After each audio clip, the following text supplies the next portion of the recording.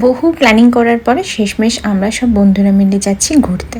তো আমরা তো দিমাপুর থেকে যাব আর বাকি সবাই কলকাতা থেকে আমাদের এনজেপিতে মিট করবে। তো আমাদের ছিল 12:30টার ট্রেন রাতের। রাতের কোনো ফুটেজও নেই, তবে গোটা ট্রেন জার্নিটায় এই পুচকিটা আমাকে ভীষণভাবে এন্টারটেন করেছে, ভীষণ মিষ্টি ছিল।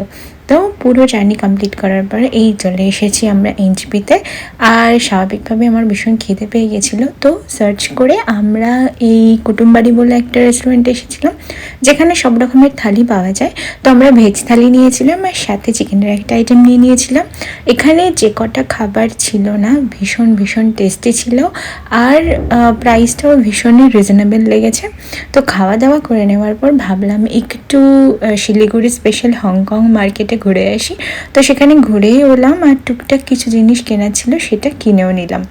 আর এই যে এই সফট টয়েসের দোকানটায় তো আমার চোখে আটকে গিয়েছিল।